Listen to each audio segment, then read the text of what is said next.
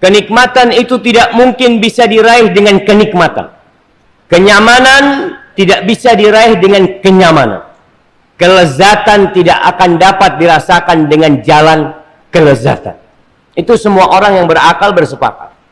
Maka kita tidak mungkin akan mendapatkan nikmat yang agung kecuali dengan perjuangan dan pengorbanan. Barang siapa yang dalam kehidupan ini lebih mementingkan, lebih mengutamakan istirahat, dia mau santai dalam kehidupan ini, maka dia akan kehilangan waktu istirahat yang sebenarnya.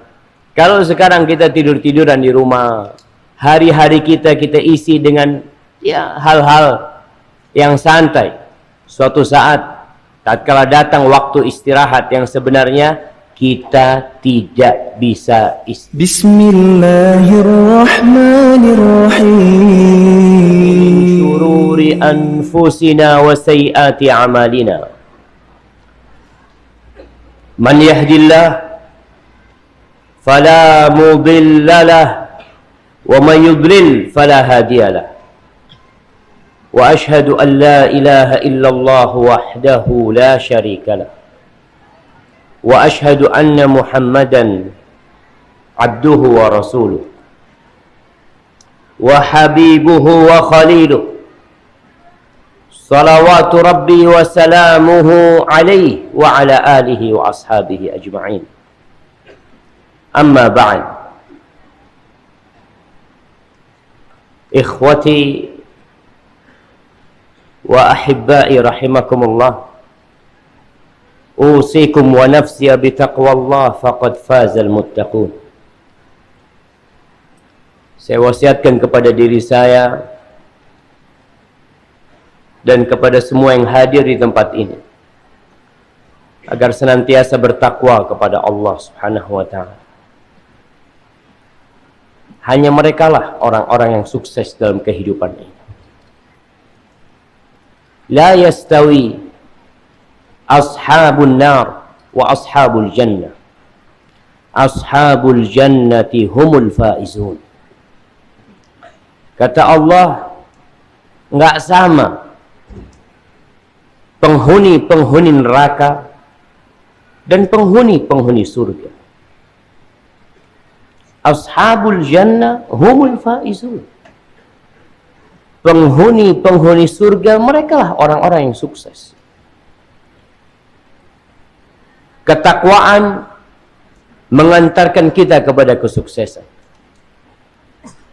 sehingga menjadi salah satu rukun khutbah Jumat itu ada pesan mengajak manusia untuk bertakwa.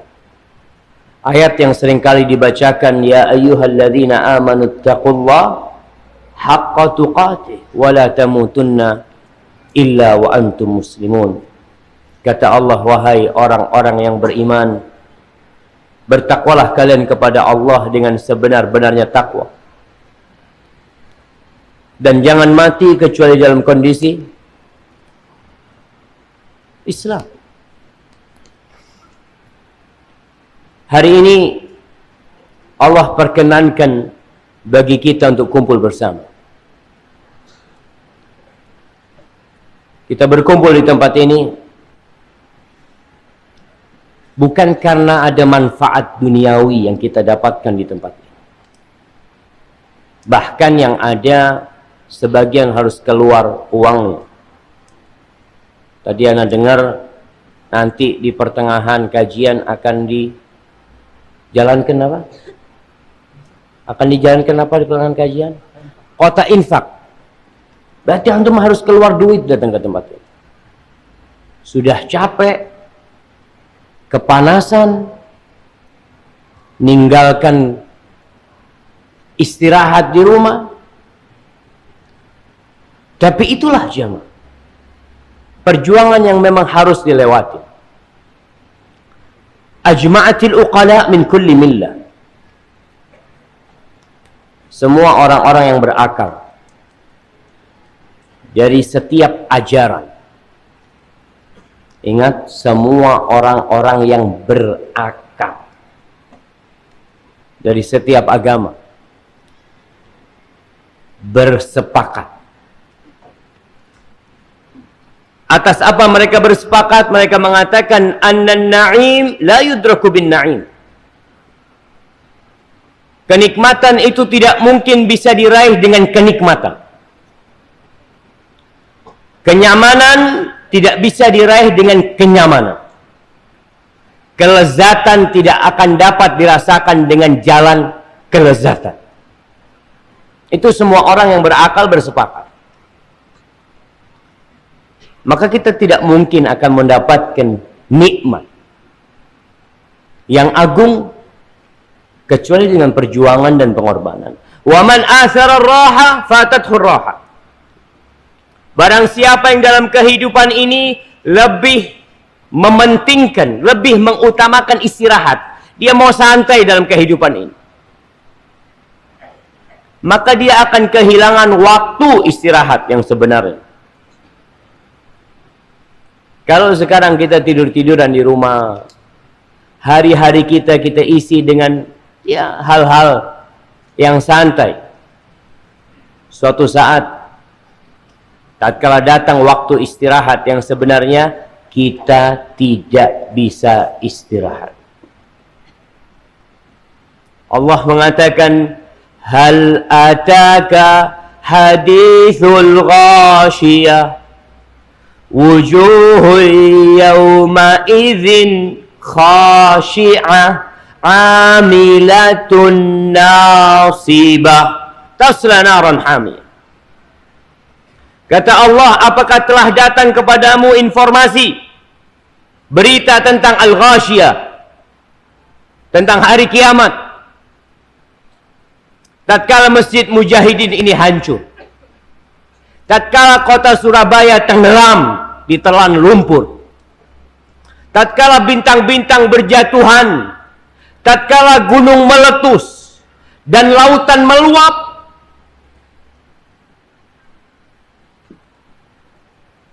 menghapus wajah Indonesia, menghapus wajah dunia. Engkau tahu pada hari itu wujuhu yawma idzin khashi'ah, wajah-wajah pada hari itu penuh dengan kehinaan, penuh dengan ketundukan, tunduk, hina. Amilatun nasibah, pada hari itu mereka bekerja keras, capek, lelah, nggak ada istirahat. Tasla naran hamiyah, masuk ke neraka yang panas, dikasih makanan yang makanan itu tidak membuat mereka jadi kenyang dan tidak bermanfaat untuk tubuh mereka. Amilatun nasib, kerja terus di dalam neraka itu, nggak ada waktu istirahat. La yamutu fiha wa la yahya, nggak hidup nggak mati, nggak hidup yang bermanfaat, nggak mati pula yang membuat mereka istirahat, nggak ada. Maka hari ini kita datang ke tempat ini untuk tidak istirahat, karena kita tahu bahwa bukan di sini tempat istirahat. Seringkali Anda mengingatkan para jamaah dengan ucapan Imam Ahmad bin Hanbal, supaya antum yang datang ke tempat ini tidak terlalu merasa gerah, panas. Sebagian sudah mulai kipas-kipas, sebagian sudah mulai berkeringat. Mudah-mudahan Masjid Mujahidin nanti pakai AC. Ada niat nggak Masjid Mujahidin pakai AC? Hah? Sudah ada AC. Di mana AC-nya? Satu, Masya Allah, udah ada AC-nya ternyata jemaah. Soalnya Anda dengar suara kipas, tidak dengar suara AC. Imam Ahmad bin Hanbal ditanya, ya Imam, mata raha? Wahai Imam, kapan waktunya istirahat? Kapan? Capek hidup di dunia ini. Betul, gempa sana, gempa sini, hidup penuh dengan ketakutan. Gagal usaha, bangkrut, dibully sama orang, dicaci maki. Pagi harus bangun sholat, zuhur seperti itu, asar seperti itu, maghrib seperti itu, isya pun seperti itu, tengah malam tidur harus bangun kita bermunajat kepada Allah Jalla Jalaluh. Maka kata Imam Ahmad bin Hanbal, beliau mengatakan fi awwali qadamin tada'uha fil jannah. Waktu istirahat itu ketika engkau meletakkan salah satu kakimu di surga, baru itu waktu istirahat. Jadi nggak ada istirahat di dunia. Allah mengatakan fa idza faraghta fansab. Kalau engkau sudah kosong, sudah menyelesaikan satu pekerjaan, jangan berhenti. Fansab, isi dengan kerjaan lain yang bermanfaat buat engkau. Al-yawm amal. Hari ini waktu beramal. Bila hisab. Tanpa ada hisab kita lihat. Antum mungkin nanti infak 100.000. Infak 50.000. Infak 1 juta. Kapan hisabnya? Ghadan. Besok antum akan dihisab. Apakah antum ikhlas mengeluarkan? Apakah antum lillahi ta'ala memberikan? Atau antum punya maksud dan niat yang lain? Maka jamaah kita ngaji berpanas-panasan di sini. Kita mengumpulkan dana buat saudara-saudara kita di Palu, di Sulawesi, di Donggala sana. Sebelum nanti kita yang minta sumbangan. Wallahi jamaah, siapa yang tahu gempa itu akan datang ke Surabaya? Nggak ada yang tahu. Kalau Allah mau, innama amruhu idza arada syai'an an yaqula lahu kun fayakun. Kalau Allah berkehendak, Allah tinggal ngomong kun, akan terjadi. Tema kita hari ini apa judulnya? Apakah ini takdir? Kita hadir ke muka bumi ini bukan karena keinginan orang tua kita. Mungkin kedua orang tua kita menginginkan anak yang lebih tampan dari kita, yang lebih cantik dari sebagian wanita. Tapi ternyata yang keluar warnanya ya kurang putih. Nah, supaya kita tahu bahwa ada yang menginginkan kehadiran kita. Mungkin sebagian orang tua menanti anak laki-laki. Anak pertama perempuan. Kedua perempuan. Ketiga perempuan. Keempat perempuan. Kelima perempuan. Keenam perempuan. Ketujuh perempuan. Mau apa kita? Itulah takdir. Mungkin ada orang tua yang menginginkan anak-anak yang sehat, yang gagah perkasa, yang tidak penyakitan, tapi Allah berikan kepada dia anak yang cacat. Sebagian anak tidak bisa mendengar, tuli. Sebagian anak tidak bisa berjalan, lumpuh. Sebagian anak dilahirkan buta, tidak bisa melihat. Apakah orang tua menginginkan itu?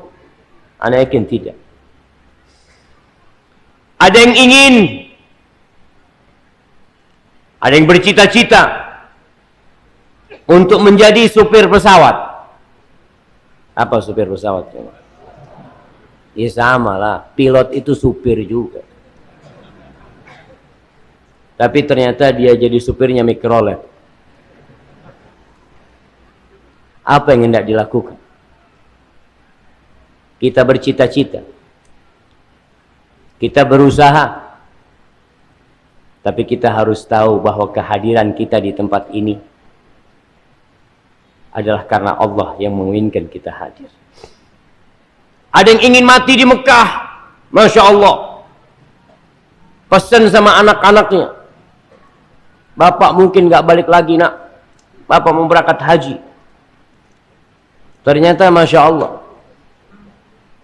orang-orang pada berhaji, dia hanya sampai di Cengkareng karena ditipu sama Biro Travel. Pulang ke kampungnya haji enggak, apalagi mati di sana. Itulah takdir. Ada yang ingin menikah.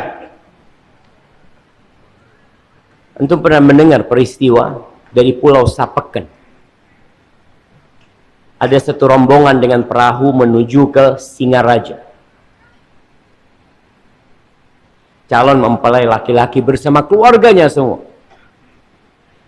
untuk menikah di Singaraja. Belum sampai Singaraja, semua yang ada di kapal itu tenggelam. Dan dia tidak pernah menikah selama-lamanya. Jemaah, masalah takdir itu bukan hanya takdir buruk. Yang sukses pun seharusnya dia berkata, mungkin ini takdirku. Biasanya kita kalau bicara takdir selalu yang buruk. Tabrakan, aduh wis takdir Ustaz. Ya. Sukses, alhamdulillah Ustaz, ini usaha anak Ustaz. Subhanallah. Makanya di antara rukun iman yang Rasulullah sallallahu alaihi wasallam sebutkan dalam hadis Jibril, an tu'mina bil qadari khairihi wa syarri. Engkau beriman dengan takdir yang baik dan yang buruk. Ketika antum menjadi pengusaha yang sukses, itu juga karena takdir Allah. Jangan mengatakan karena usahaku. Antum bisa lihat jamaah, orang-orang sukses subhanallah nggak pernah kuliah. Sukses, kaya raya, nggak bisa baca dan tulis. Dan ada yang Masya Allah profesor, hidup sampai mati tetap miskin. Supaya kita tahu bahwasanya yang baik itu juga takdir, yang buruk juga takdir. Berbicara tentang takdir, berbicara tentang keimanan, tentang keyakinan. Rasulullah sallallahu alaihi wasallam beliau menekankan kepada para sahabatnya tentang masalah takdir ini. Ketika beliau mengatakan, wa'lam annal ummata law ijtama'at ala an yadurruka bi syai' lam yadurruk illa bi syai'in qad katabahu Allahu alaik. Ketahuilah, andai kata seluruh umat, seluruh penduduk yang ada di Surabaya ini, seluruh manusia yang ada di Indonesia ini, mereka bersatu padu, berkumpul dan bersatu untuk memberikan mudarat kepada dirimu, mereka tidak akan pernah bisa memberikan mudarat tersebut kecuali dengan sesuatu yang sudah Allah tentukan buat engkau. Dan sebaliknya, law ijtama'u ala an yanfa'uka bi syai' lam yanfa'uk illa bi syai'in qad katabahu Allahu lak. Andai kata mereka bersatu padu berkumpul untuk memberikan manfaat kepadamu, untuk memberikan jabatan kepada dirimu, untuk mengangkat posisimu, mereka berkumpul, berusaha sekuat tenaga mereka, tapi Allah tidak menentukannya, nggak bakal jadi. Engkau nggak bakal bisa mendapatkan manfaat kecuali sesuatu yang sudah Allah tetapkan untuk dirimu. Rufi'atil aqlam wa jaffatis suhuf. Pena itu sudah diangkat dan lembaran-lembaran itu sudah kering. kita tinggal menjalaninya. Al-Imam Abu Dawud As-Sijistani meriwayatkan sebuah asar dalam kitab Sunan, dalam pembahasan Kitabus Sunnah, meriwayatkan sebuah asar dari seorang tabi'in yang bernama Ibn Dailami. Dia mengatakan, ataitu Ubay bin Ka'ab. Aku mendatangi sahabat Nabi yang bernama Ubay bin Ka'ab radhiyallahu ta'ala anhu. Faqultu lahu. Lalu aku berkata kepada Ubay bin Ka'ab, waqa'a fi nafsi syai'un minal qadar. Ada sesuatu yang terjadi di dalam diriku berkaitan dengan takdir. Kadangkala kita kalau bicara takdir itu ada perasaan, masa kayak gitu ya? Masa kayak gitu? Maka dia datang kepada orang yang alim, kepada sahabat Nabi. Fahaddithni bi syai'in la'alla Allah an yudhibahu min qalbi. Tolong engkau ajarkan kepada aku sesuatu yang semoga dengan itu Allah mengusir perasaan yang ada pada diriku. Lalu Ubay bin Ka'ab mengatakan, "Lau anna Allah azaba ahla samawatihi wa ahla ardihi azabahum wa huwa ghairu zalimin lahum." Dengarkan jemaah. Buat orang-orang yang sombong, buat orang-orang yang sok baik, andai kata Allah mengazab seluruh penghuni langit dan memberikan azab kepada seluruh penduduk bumi, maka Allah mengazab mereka tanpa melakukan kezaliman kepada mereka. Allah nggak zalim ketika mengazab mereka. Kalau Allah mau, kau harus tahu. Walau rahimahum, tapi kalau Allah merahmati semuanya, yang di langit dirahmati, semua yang di bumi dirahmati, kanat rahmatuhu khairan lahum min a'malihim. Ketahuilah bahwa rahmat Allah itu jauh lebih baik daripada amalan mereka. Jangan merasa ketika antum beramal sudah banyak, merasa jadi orang baik dan beranggapan pantas untuk mendapatkan rahmat Allah. Kalau Allah mengazabmu, Allah nggak zalim. Kalau Allah memberikan rahmat kepadamu, itu lebih baik daripada amalan kita.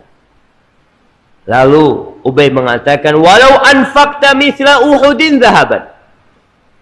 Andai kata engkau berinfak sebesar gunung Uhud emas, sebesar gunung Uhud emas, berapa kilo kira-kira jemaah? Yang tahu anak kasih hadiah. Berapa besarnya gunung Uhud? Ada yang mengatakan 6 kilometer. Tinggi. 2 jam kita naik sampai ke puncak. Andai kata engkau berinfak seperti gunung Uhud emas.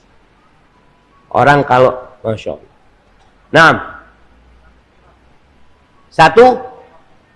satu qirat. Berapa satu qirat itu? Berapa kilo? Sebesar Uhud. Iya. Kasih hadiah nggak apa.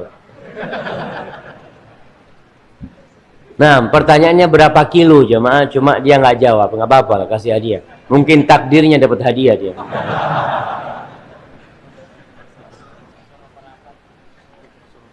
Nah, jemaah ternyata banyak jemaah yang nggak dapat tempat di sana. Di sebelah kanan ini kosong. Dari mana masuknya? Ada. Nah, Nah, kalau ada pintu, jadi mereka diarahkan langsung. Coba antum arahkan. Masya Allah. Baik,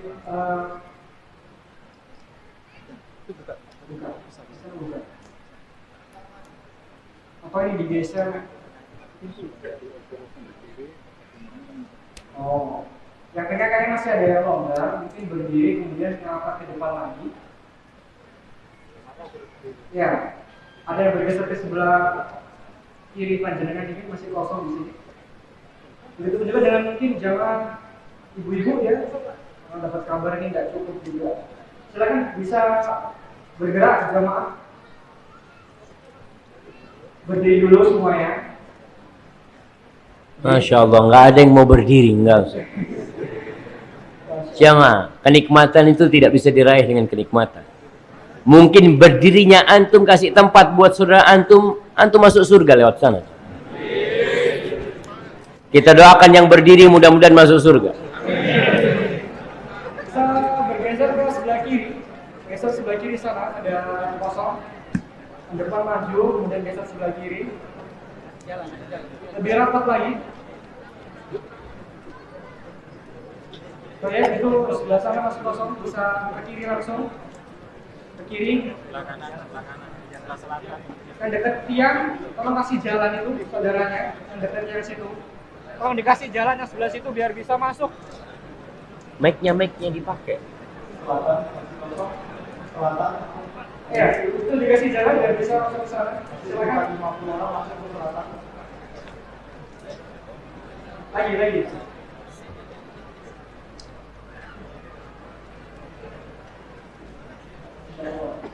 Ini bisa rapat lagi. Ini bisa masuk ke depan lagi. Silakan.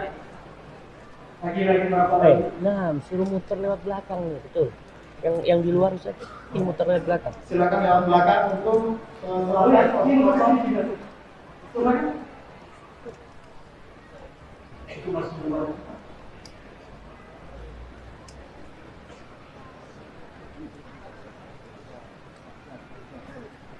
Mohon yang pertama kasih jalan sedikit biar depannya bisa sebelah selatan kosong.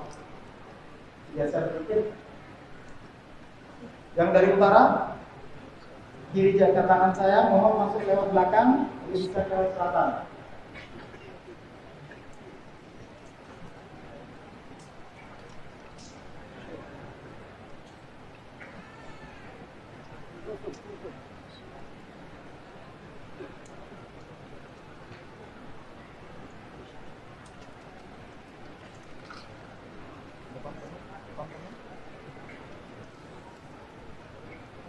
Jamaah putri juga, ibu-ibu sekalian untuk bisa merapat ke depan di belakang itu masih kayak sekalian belum dapat. Ya kayaknya ibu-ibu nggak berdiri tadi jamaah. Udah berdiri? Oh sudah katanya.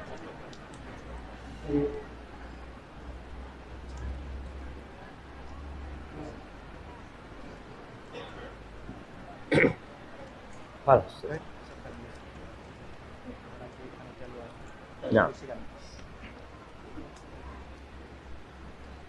Baik. Jamaah tadi kita bicara tentang seorang tabi'in yang bertanya kepada seorang sahabat. Siapa nama tabi'in itu? Itu namanya sahabat. Pertanyaan siapa nama tabi'innya? Itu nama sahabat. Tabi'innya. Abu Dawud itu perawi hadis kitab Abu Dawud. Nah, yang ngomong Abu Dawud kasih hadiah, yang ngomong Ubay bin Ka'ab kasih hadiah. Masya Allah. Baik, nama tabi'innya siapa? Ibn Dailami, Masya Allah, kasih hadiah yang besar buat antum. Ibn Dailami. Jamaah, memang terkadang kita ngaji itu harus ditanya. Takut salah faham. Tadi ada yang ngomong nama tabi'innya Abu Dawud. Ada yang ngomong Ubay bin Ka'ab. Gitu kan. Padahal tidak benar. Dulu waktu SD di Probolinggo, anak punya teman cerita. Ada temennya disuruh baca sama gurunya. Baca. Kauku. Deada. Di sebelahnya itu ada gambarnya kuda. Yang mana kauku ada jaran. Kok bisa gitu jamaah? Karena dia lihat ini jaran ini gambarnya di sebelahnya gitu. Makanya perlu Ustadz kadang-kala tanya. Karena tadi ana takut antum tulis kisah seorang tabi'in yang bernama Abu Dawud. Masyaallah. Baik. Yang meriwayatkan Abu Dawud. Kisahnya seorang tabi'in bernama Ibn Dailami bertanya kepada sahabat yang bernama Ubay bin Ka'ab. Lalu Ubay mengatakan, setelah mengatakan kalau Allah mengadab mereka, Allah tidak zalim. Kalau Allah memberikan rahmat kepada mereka, rahmat yang Allah berikan lebih baik daripada amalan mereka. Kalau engkau, lau anfaqta engkau wahai Ibn Dailami, kalau engkau menginfakkan sebesar gunung Uhud emas, ma qabilahu Allahu minka hatta tu'mina bil qadar. Allah tidak akan menerimanya dari engkau sampai engkau beriman dengan takdir. Wa ta'lam, dan engkau harus tahu, anna ma asabaka lam yakun li ukhti'aka. Ma asabaka lam yakun li ukhti'aka. Apa yang menimpamu itu memang tidak mungkin meleset dari dirimu.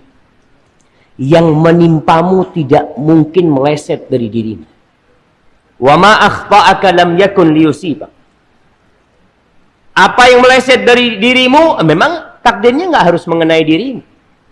Makanya kejadian-kejadian jemaah, orang yang selamat ketika gempa. Ada orang Masya Allah gempa, semua jamaah dari masjid keluar. Ada satu yang nggak keluar.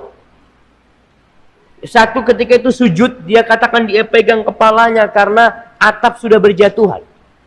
Lalu gempa berhenti, dia lihat ternyata dia masih hidup. Dia lihat ke belakang teman-temannya mati. Karena kejatuhan ketika mereka hendak keluar pintu.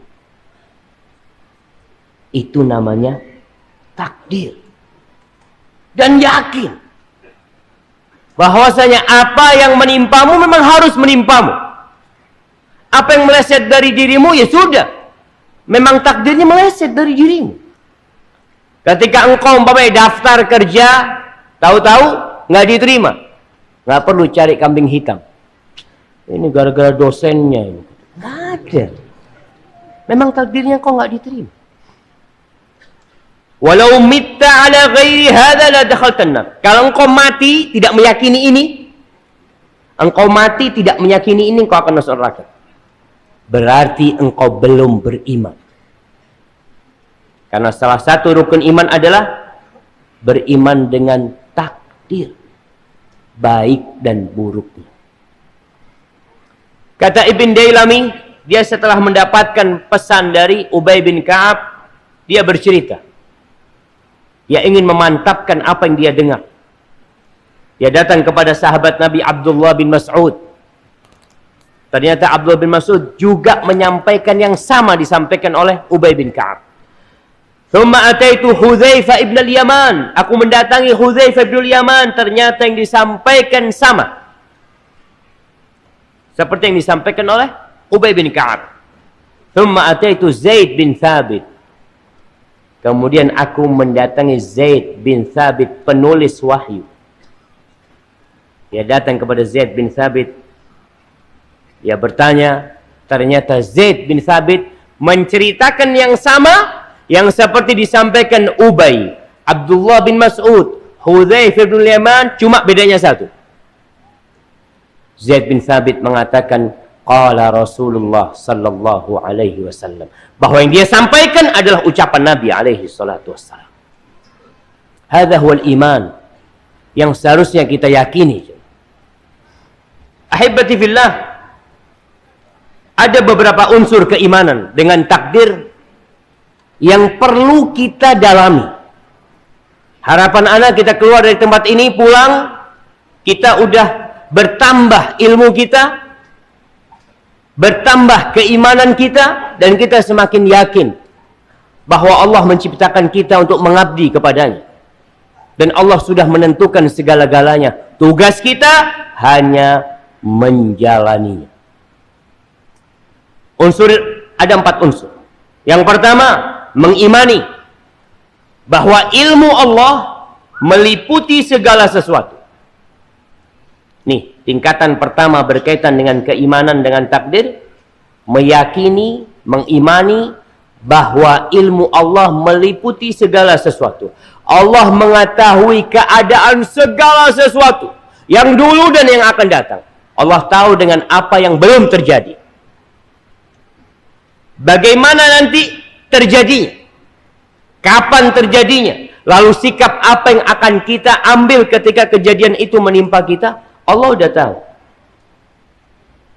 Pulang dari sini, Allah tahu kalau sandal antum hilang.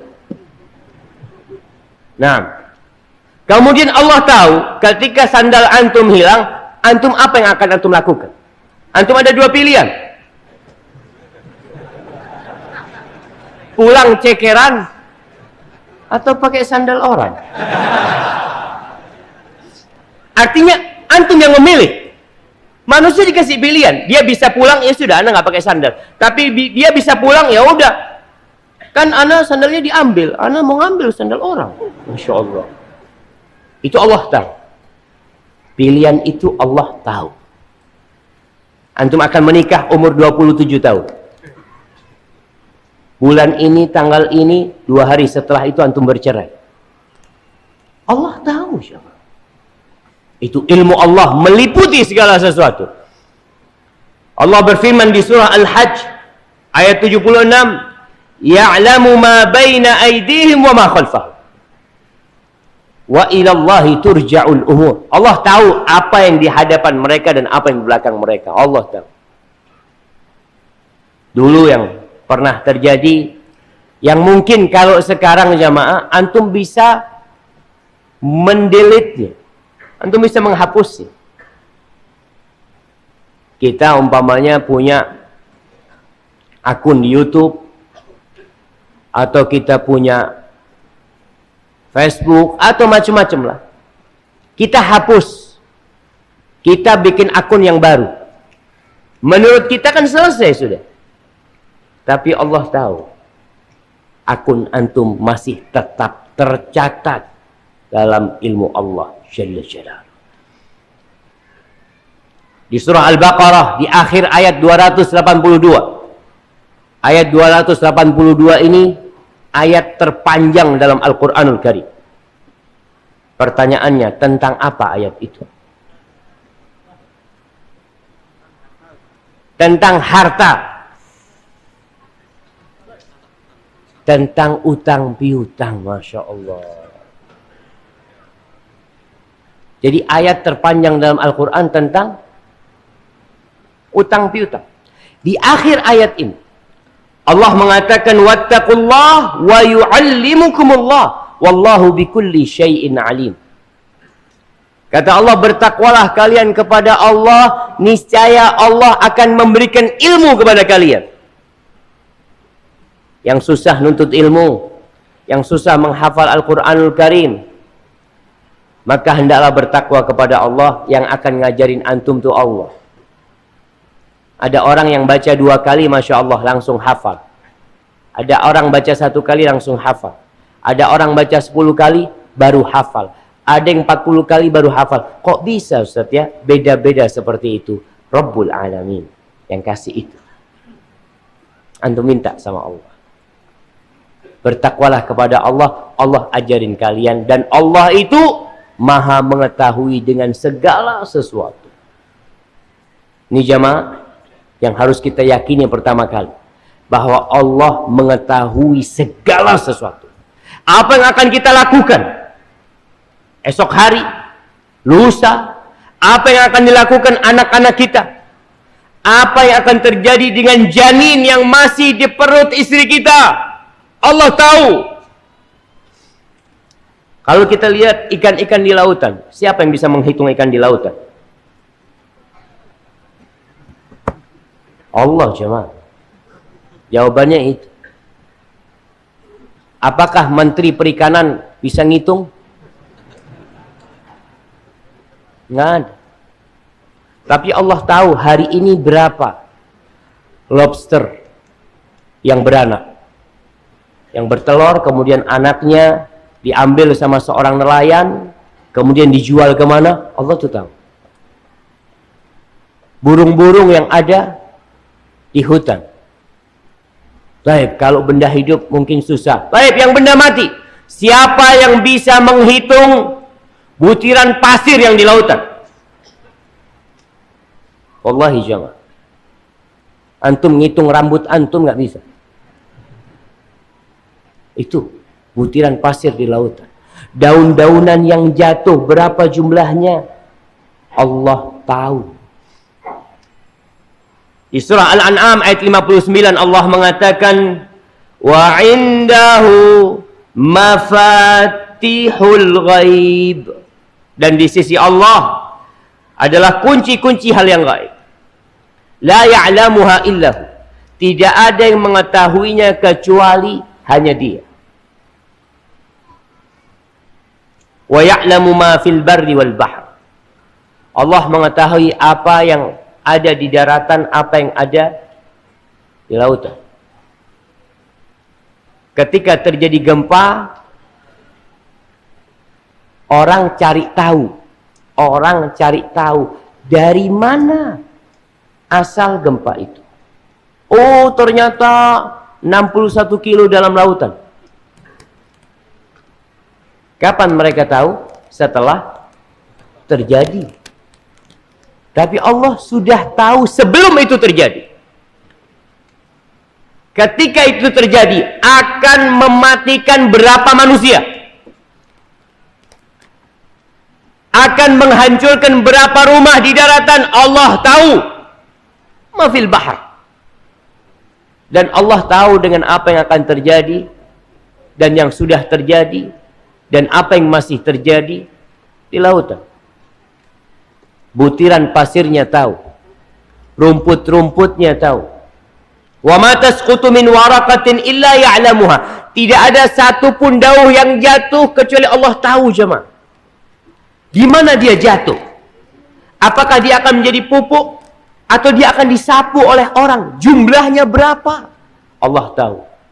Wala habbatin fi dhulumatil ard wala rabbin wala yabisin illa fi kitabim mubin.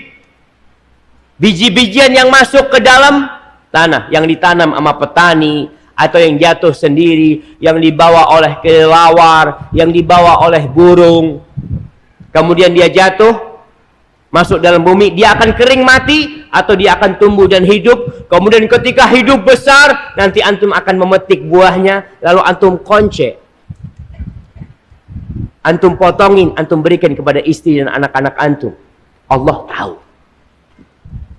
Allah mengatakan illa fi kitabim mubin. Semuanya sudah tercatat dalam kitab Lauhul Mahfuz yang nyata. Jadi ingat, itu yang pertama. Tingkatan yang pertama dalam keimanan dengan takdir, kita meyakini bahwa Allah Jalla Jalaluh mengetahui segala sesuatu. Yang sudah terjadi, yang belum terjadi, dan yang akan terjadi. Dan bagaimana kejadiannya. Hendaklah engkau beriman. Yang kedua, beriman bahwa Allah telah menulis seluruh takdir. Segala sesuatu dari awal hingga hari kiamat.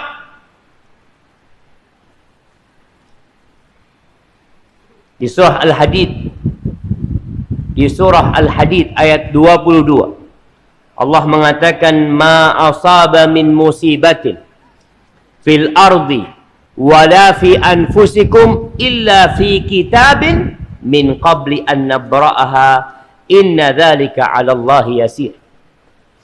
Kata Allah, tidak ada satupun musibah yang menimpa di bumi atau di diri kalian. Bayangkan coba, menimpa di bumi atau di diri kalian. Ketika terjadi peristiwa gempa dan tsunami, kita mungkin nggak kena. Terjadi tapi di bumi Allah Subhanahu wa taala atau di diri kalian. Melainkan semua itu sudah ada dalam catatan, dalam sebuah kitab. Sebelum kita menciptakan dunia ini, sebelum Allah menciptakan musibah itu, Itu sudah ada dalam catatan Allah. Lalu Allah katakan, inna dzalika 'ala Allah yasir. Sesungguhnya hal itu sangat mudah bagi Allah. Mudah. Wallahi jamaah. Apa sih kelebihan orang Surabaya sehingga tidak mendapatkan gempa seperti yang didapatkan oleh saudara-saudara kita di Palu? Apakah kita merasa lebih baik dari saudara-saudara kita di Palu? Kita merasa lebih soleh. Jamaah, itu mudah bagi Allah. Oleh Anda bisa melihat gempa kemarin yang hari apa gempa itu? Hari Kamis? Hari Jumat? Jumat. Yang di Situbondo sana. Hari apa?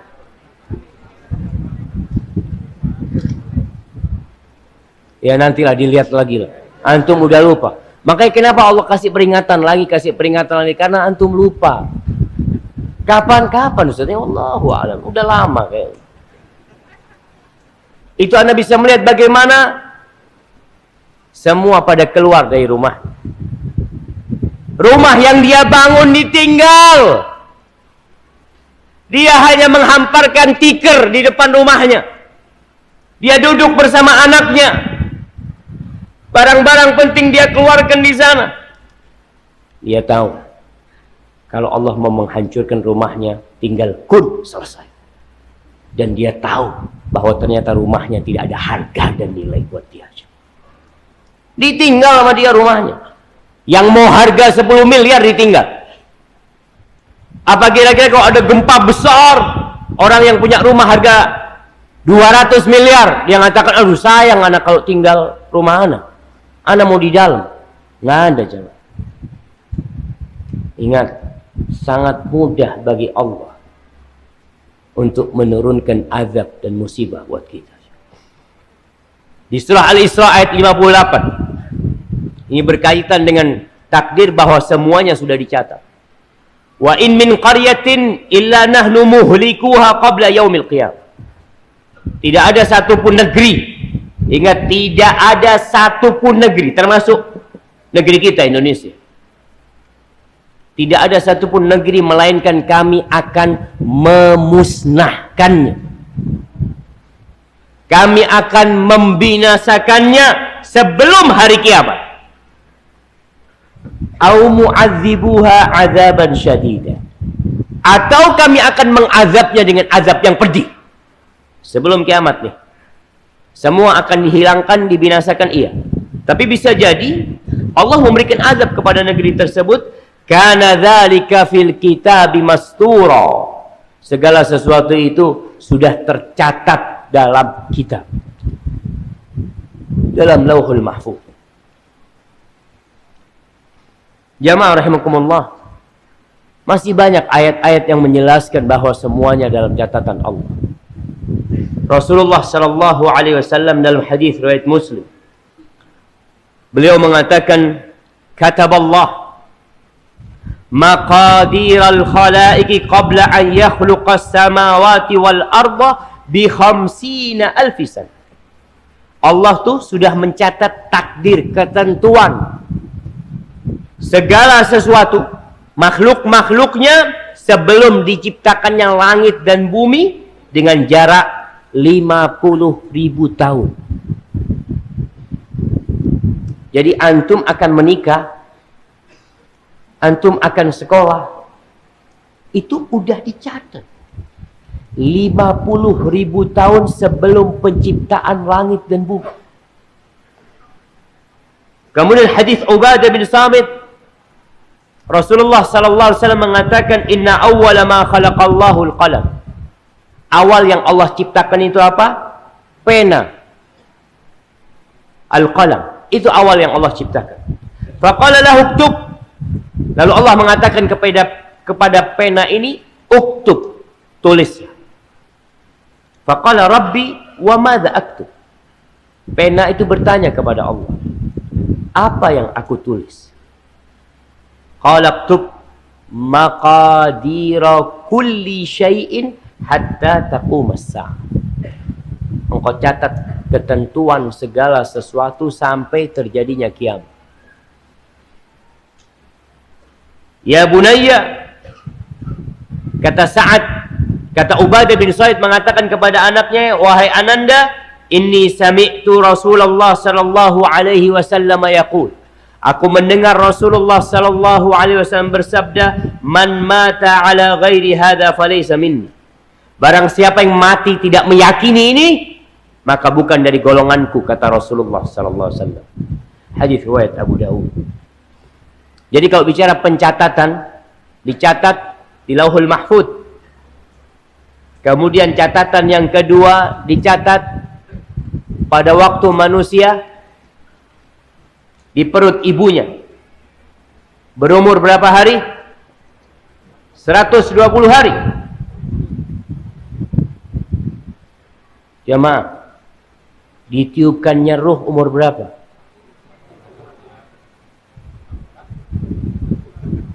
40 hari. 120 hari. Ya 4 bulan kan 120 hari jamaah. 4 kali 3 berapa? Coba keluarkan HP-nya. 40, 40, 40. 4 kali 3. Ana jadi takut salah ana jemaah. Benar enggak? Sahih? Allah kirim malaikat untuk mencatat. Kemudian ada takdir yang dicatat setiap tahunnya. Kapan? Lailatul Qadar, Masya Allah. Pada malam Lailatul Qadar. Itu malaikat yang ambil dari Lauhul Mahfuz untuk yang setahun. Ada yang seumur hidup antum dicatat ketika janin itu berumur 120 hari. Itu dicatat tuh di sana. Ada yang tiap tahun yang dibawa oleh malaikat itu pada Lailatul Qadar, tapi semuanya merujuk kepada kitab inti, yaitu Lauhul Mahfuz. Dan tingkatan yang ketiga, mengimani bahwa segala yang terjadi itu adalah berdasarkan kehendak Allah. Ingat, mengimani bahwa semua yang terjadi itu berdasarkan kehendak Allah. Setelah Allah mengetahuinya, Allah mencatatnya, kemudian itu terjadi, itu karena kehendak Allah. Semua perbuatan makhluk terjadi karena Allah berkehendak. Orang kafir bisa kafir gimana Ustaz? Ya karena Allah menghendaki. Tapi ingat, orang itu dikasih pilihan sama Allah. Antum dikasih pilihan enggak? Faman syaa falyu'min wa man syaa falyakfur. Yang mau beriman silahkan, yang mau kafir silahkan. Tapi dia bisa melakukan itu karena ada kehendak Allah juga. Di surah Ali Imran ayat 26. Allah mengatakan, Qulillahumma malikal mulk tu'til mulka man tasha' wa tanzi'ul mulka mimman tasha' wa tu'izzu man tasha' wa tudhillu man tasha' biyadikal khair innaka ala kulli syai'in qadir. Katakan, ya Allah, Engkaulah yang memiliki segala kepemilikan. Engkaulah yang memiliki segala kekuasaan, segala kerajaan. Allah yang punya. Engkau memberikan kerajaanmu kepada siapa yang engkau kehendaki. Dan engkau mencabutnya dari siapa yang engkau kehendaki. Engkau memuliakan orang yang engkau kehendaki. Engkau menghinakan orang yang engkau kehendaki. Di tanganmu segala kebaikan. Sesungguhnya engkau maha kuasa atas segala sesuatu. Ingat, masyiatullah. Yang menjadikan fulan jadi pemimpin, itu Allah yang berkehendak. Fulan Allah turunkan, Allah yang berkehendak. Walaupun seluruh penduduk negeri ini menginginkan fulan jadi pemimpin, Tapi Allah tidak berkehendak, nggak bakalan jadi. Iya, tugas kita memilih, berusaha. Tapi ingat, semua terjadi karena kehendak Allah. Berkaitan dengan kehendak Allah nih jamaah, nggak harus yang terjadi itu sesuatu yang dicintai Allah. Mungkin terjadi sesuatu yang dibenci Allah. Seperti orang mencuri, orang melakukan kekufuran, melakukan perzinahan, itu terjadi ada kehendak Allah di sana. Tapi manusia Allah kasih pilihan. Tapi kita yakin bahwa tidak ada yang terjadi di muka bumi ini kecuali karena kehendak Allah Jalla Jalaluhu. Di surah Al-Qasas ayat 68 Allah mengatakan wa rabbuka yakhluqu ma yasha wa yakhtar. Ketahuilah bahwa Allah Rabbmu itu menciptakan apa yang Dia kehendaki, bukan yang kita kehendaki. Wa yakhtar, dan Allah yang memilihkan juga. Maka lahumul khiyarah, mereka nggak punya pilihan. Dalam artian manusia ini tetap di bawah kehendak Allah Subhanahu wa ta'ala.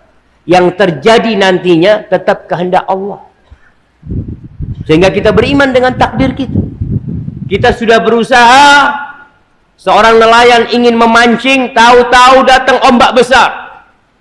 Dia ingin tidak ada ombak. Tapi yang terjadi adalah apa yang Allah kehendaki. Kemudian yang keempat, mengimani bahwa Allah menciptakan segala sesuatu. Allah menciptakan segala sesuatu. Di surah Az-Zumar ayat 62 Allah mengatakan Allahu khaliqu kulli syai'. Allah pencipta segala sesuatu. Amalan kita, perbuatan kita, kita bisa ruku, kita bisa sujud, kita bisa menggerakkan tangan kita ke dompet kita. Lalu kita membuka dompet kita. Sebagian tidak membuka dompetnya, dompetnya dimasukkan ke tempat kotak infak. Kenapa? Karena nggak ada fulus. Ana sodako dompet, sudah bismillah. Boleh apa nggak boleh? Boleh. Itu Allah yang menciptakan gerakan jamaah. Allah yang menciptakan. Di surat As-Saffat ayat 96 Allah mengatakan wallahu khalaqakum wa ma ta'malun. Allah yang menciptakan diri kalian dan amal-amal perbuatan kalian.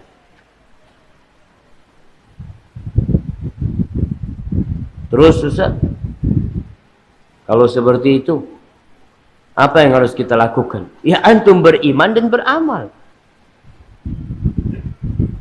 Bukan berarti tatkala kita bicara tentang takdir Allah Subhanahu wa ta'ala kemudian kita jadi orang yang duduk malas. Karena terus terang jemaah, ada salah satu tokoh di negeri kita yang sudah mati. Afwan, 5 menit lagi. Ajib. Karena ini baru muqaddimah. Allahu Akbar. Siap, jangan 5 menit lagi lah. Tambahin. Kasih 0 lagi lah, nggak apa-apa. Tahib jamaah, Anda harus cepat-cepat nih jamaah. Karena ada tema penting setelah ini yang Anda ingin sampaikan.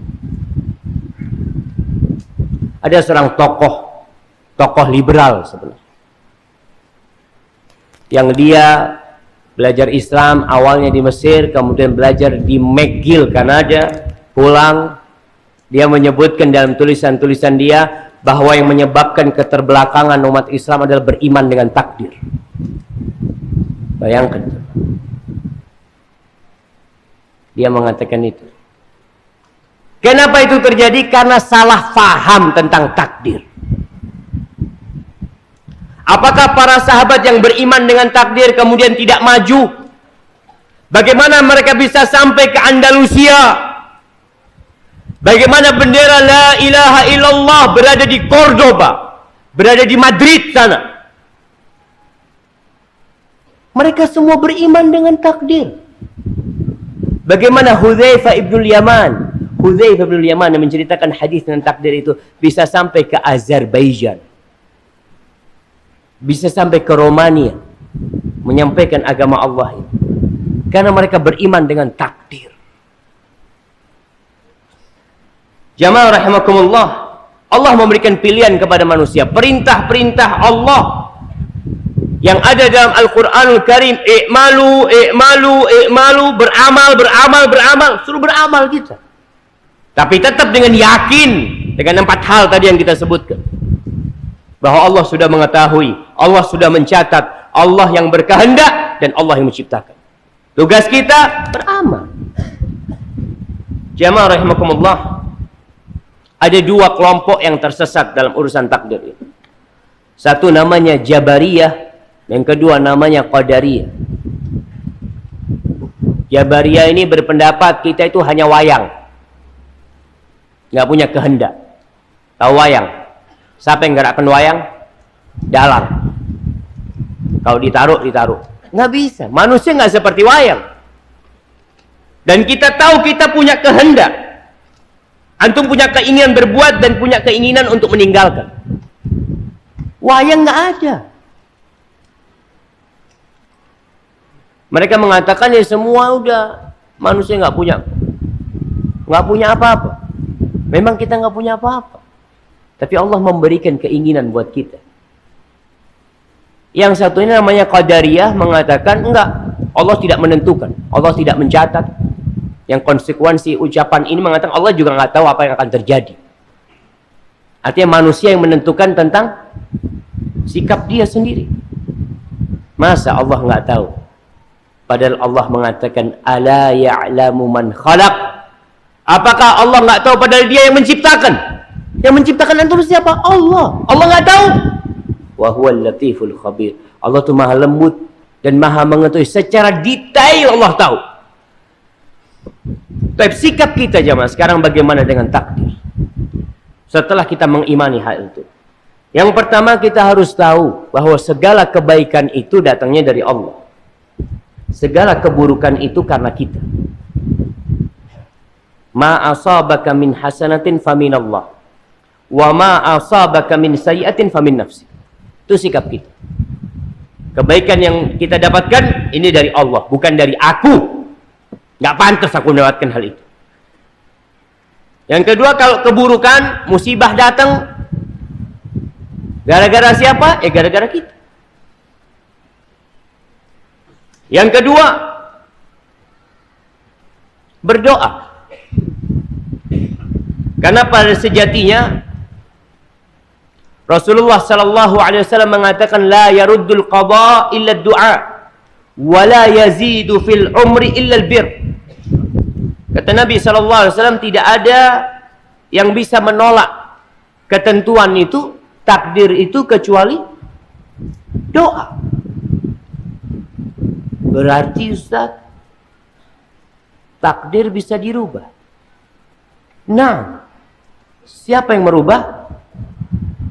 Allah. Perubahan itu pun sudah ada dalam catatan Allah. Tugas kita berdoa. Sehingga ketika musibah datang, ya, gempa terjadi, minta sama Allah. Dalam hadis yang lainnya Rasul sallallahu alaihi wasallam mengatakan inna du'a yanfa mimma nazal wa mimma lam yanzil. Doa itu bermanfaat buat sesuatu yang sudah terjadi dan yang belum terjadi. Fa'aksiru ibadallah ad-du'a. Kalian banyak-banyak berdoa. Sehingga ketika terjadi di Lombok jamaah, cukuplah di sana yang terjadi. Di tempat lain semua berdoa. Memohon kepada Allah subhanahu wa ta'ala. Bukan memohon kepada lautan.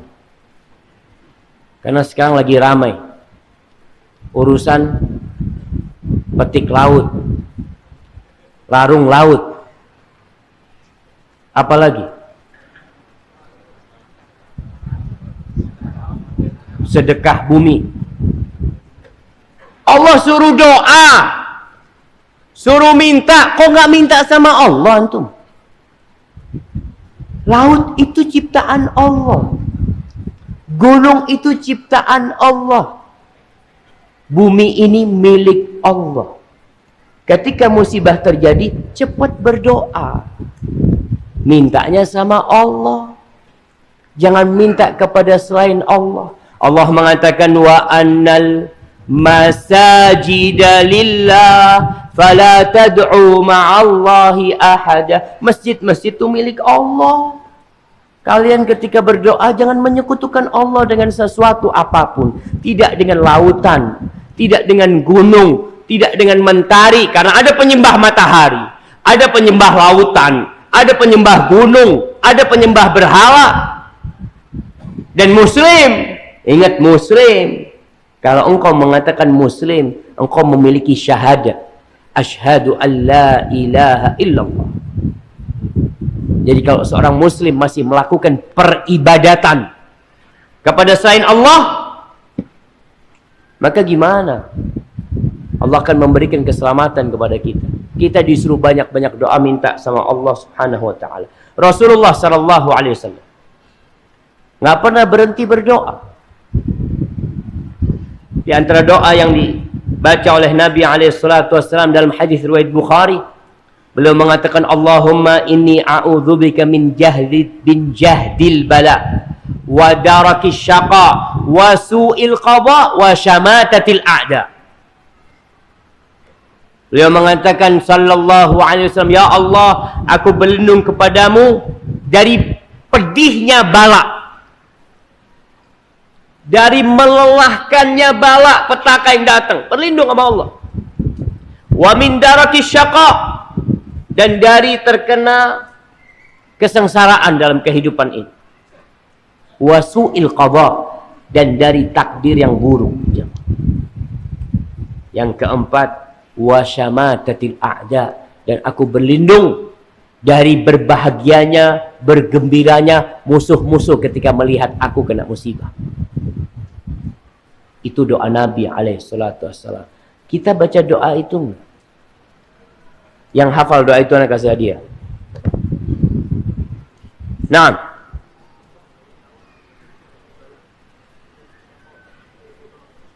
Masya Allah, barakallahu fikum.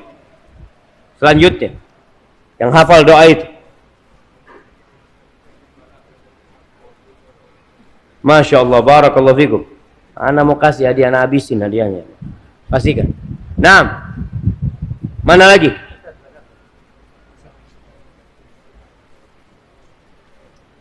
Wa syamatatil a'da, Masya Allah. Mana sebelah kiri anak?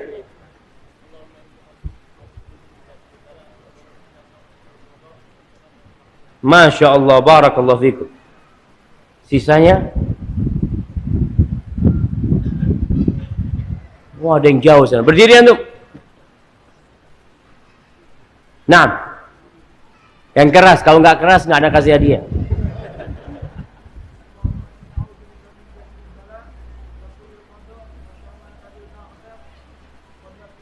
Masya Allah, nggak apa-apa lah, bolak-balik nggak apa-apa. Tapi yang lainnya insya Allah menghafal. Masa satu masjid yang hafal cuma 5 orang? Enggak, Ustaz. Semuanya hafal, cuma nggak mau ria, Ustaz.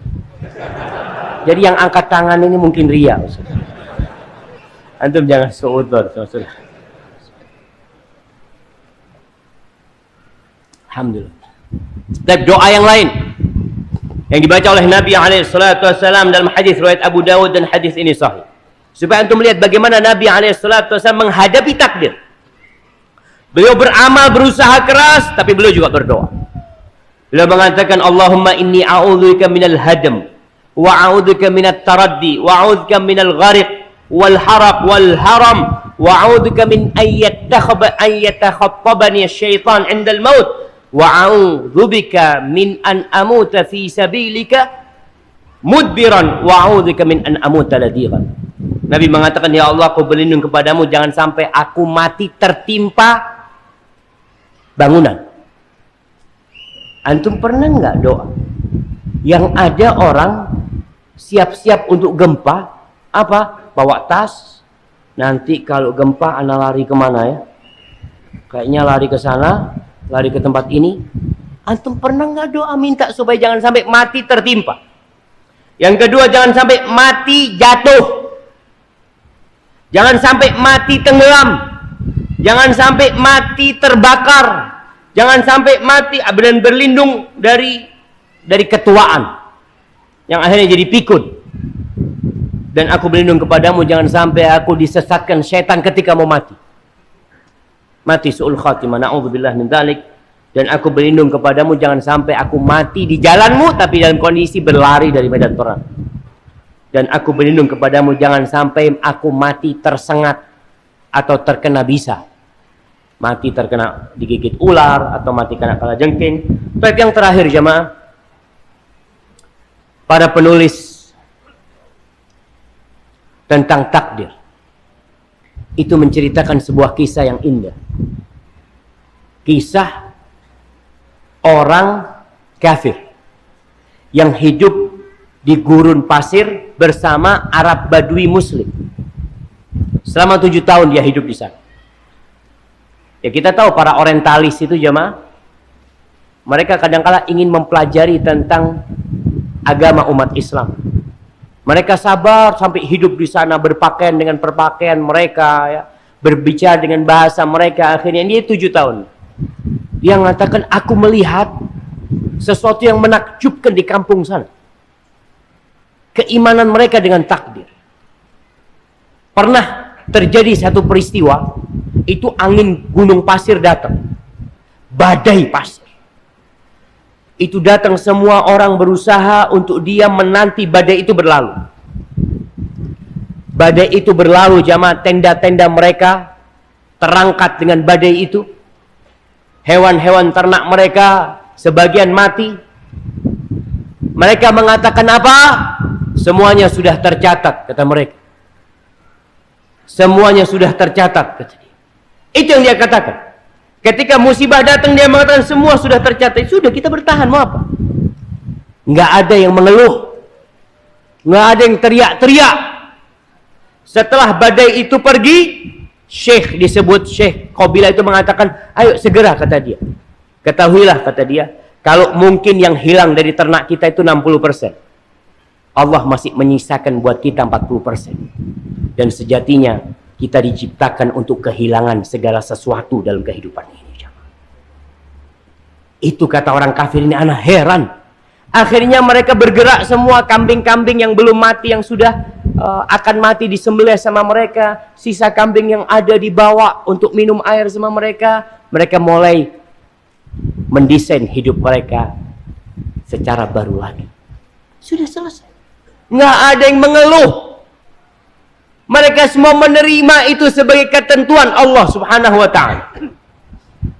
Dan pernah kejadian lain, kata dia. Sama dia nih. Ana pernah naik mobil. Dia bersama orang-orang itu, kata dia. Naik mobil. Sampai tengah jalan di padang pasir nih. Kempes bannya. Satu bannya kempes. Ternyata nggak bawa ban serep. Kata orang, ana marah-marah sama supirnya. Kata teman yang lain mengatakan, marahmu tidak akan menyelesaikan masalah. Ya sudah. Memang nggak ada ban yang dibawa. Apa yang harus dilakukan? Menerima. Akhirnya anak naik mobil. Bersama mereka dengan tiga roda. Tapi di padang pasir jemaah. Udah jalan mobilnya, kata dia. Sampai tengah jalan, bensinnya habis. Ana marah-marah lagi, dia mengatakan, ya udah, semua sudah dicatat, kata dia. Kita nggak ingin ini terjadi. Siapa yang ingin itu terjadi? Nggak ada. Akhirnya ana berjalan sama mereka, berjalan kaki dengan penuh keridhaan mereka berjalan. Nggak ada yang marah-marah, nggak ada yang teriak-teriak. Subhanallah. Setelah 7 tahun dia pulang ke Eropa sana, ke Inggris mungkin dia pulang. Lalu dia bercerita, ana hidup membawa keimanan dengan takdir dari orang-orang Arab Badui itu. Hidup jadi tenang jemaah. Nggak perlu obat-obat dari dokter penenang, nggak bisa tidur, nggak bisa apa. Kenapa mereka stres? Kenapa mereka marah-marah? Kenapa ada yang bunuh diri? Karena mereka tidak beriman dengan takdir ilahi. Ini orang kafir jemaah mengatakan hal itu. Dan kita pun akan tenang hidup kita tatkala kita mengatakan segala sesuatu sudah ada dalam catatan Allah, dan kita hidup di dunia memang untuk kehilangan segala sesuatu. Antum kalau kehilangan motor antum sekarang, kehilangan pekerjaan antum sekarang, ketahuilah antum diciptakan untuk kehilangan semua yang antum miliki.